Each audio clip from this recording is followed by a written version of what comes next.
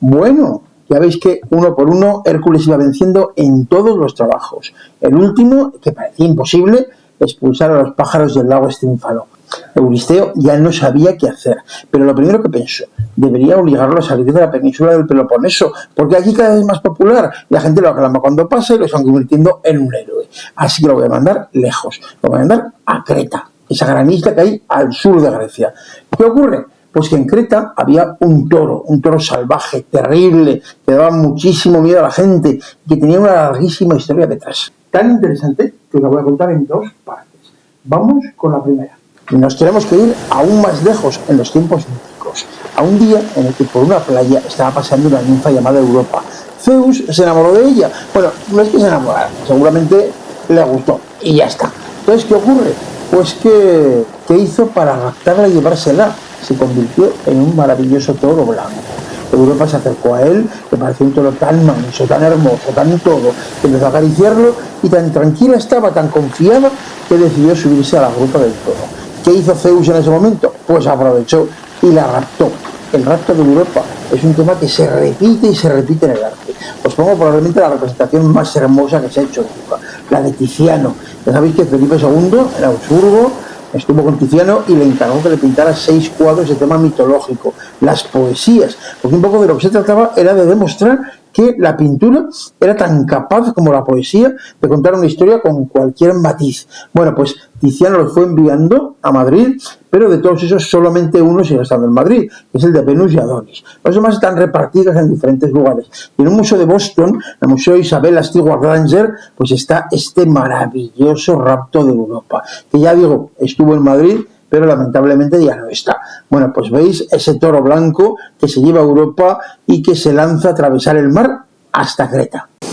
En las diferentes representaciones la verdad es que se ve a Europa bastante relajada y tranquila, no está desesperada por el rapto ni cosa parecida. El caso es que llegaron a las playas de Creta y allí Zeus y Europa tuvieron 3 hijos. Zeus tuvo un maravilloso detalle con ella y es crear una constelación, la constelación de Tauro, para que ese toro apareciese siempre, para toda la eternidad, en el cielo para recordar aquella historia. La cuestión es que, ya digo, tuvieron 3 hijos, pero Europa se tenía que solucionar la vida y se casó con Asterión, rey de Creta. Entonces, claro, el problema fue cuando murió Asterión, y era cuál de los 3 hijos sería el heredero. El mayor era Minos, que es el que nos interesa, y los dioses mandaron una señal del mar. Poseidón mandó un gran toro blanco, otro toro diferente. Entonces, ¿qué ocurre? Pues que, hombre, Minos, como agradecimiento a Poseidón, lo que tenía que hacer era sacrificarle el toro, pero no lo hizo. Le pareció un toro tan extraordinario que decidió conservarlo. Esto a Poseidón le sentó fatal, pero fatal, y le echó una maldición a Minos. ¿Cuál fue? Bueno, pues que la esposa de Minos, su mujer Pasífae, decidiera que quería tener relaciones con el toro. ¿Cómo iba a hacer eso? La verdad es que era una cosa bastante complicada. Pero resulta que ahí tenían un arquitecto en Creta, que era un tipo ingenioso de verdad y que seguro que suena. Es Dédalo. Dédalo le dio una idea. Y la idea fue hacer esta especie de vaca para que Pasífae se metiera dentro. Se trataba de que el toro viera aquella vaca, aquella falsa vaca, y la penetrara. ¿Y quién había dentro? Pues Pasífae. Diréis, ¡qué burrada! Bueno, pues sí, un poco burrada. El caso es que Pasífae se quedó embarazada, que era lo que quería. ¿Y qué nació de allí? Pues nació una mezcla, lógicamente. Nació un ser monstruoso, el Minotauro. ¿Sabéis quién sería el artista que se sentiría más identificado con el Minotauro?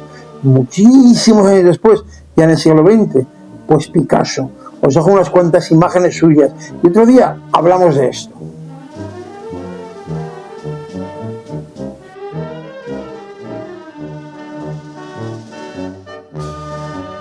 ¿Qué hicieron con el Minotauro?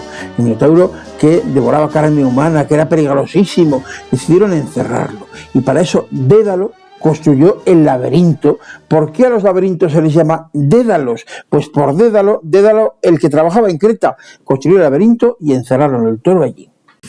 ¿El laberinto existió en realidad? Bueno, pues el mito cuenta que sí, claro, pero algunos piensan que en realidad el laberinto era el Palacio de Nosos. El Palacio de Nosos en Creta se descubrió hace más de un siglo. Es un palacio enorme, sofisticado, intrincado, tanto que a algunos podía parecer laberíntico. Pues igual, lo que es cierto es que en el palacio aparecieron muchas hachas de doble filo, se llaman labris, ¿Del laberinto? Pues no lo sabemos. En cualquier caso, el mito, ya digo, habla del laberinto que hizo Dédalo para encerrar allí al Minotauro. Por cierto, Minos tenía un carácter un poco peculiar y al final, pues, Dédalo se metió en problemas. Tuvo que huir de Creta y para eso cogió a su hijo Ícaro y le propuso fabricar unas alas con plumas pegadas con cera. Entonces simplemente le dio un consejo a Ícaro. Le dijo, no te puedes acercar al sol, porque si te acercas mucho al sol, el calor derretirá la cera y te caerás. Bueno, Dédalo pudo hacerlo, pero Ícaro, pues la cosa está de la juventud, ¿verdad? Pues fue incapaz, entonces voló cada vez más alto hasta que al final sus alas se despegaron y cayó. El caso es que Minos tuvo muchos hijos de su mujer y de otras, pero lo que nos importa es que uno de ellos se llamaba Androgeo, era un gran atleta y fue a Atenas a participar en los Juegos Panatenaicos. Ganó en todo, hasta que el rey de Atenas le propuso ir a derrotar al toro de Maratón, otro toro. Llegó y el toro lo mató. Tanto se enfadó su padre, Minos, que atacó a Atenas. Venció y les impuso un tributo a los atenienses. Cada año le tenían que mandar 7 varones y 7 mujeres para introducirlos en el laberinto del Minotauro.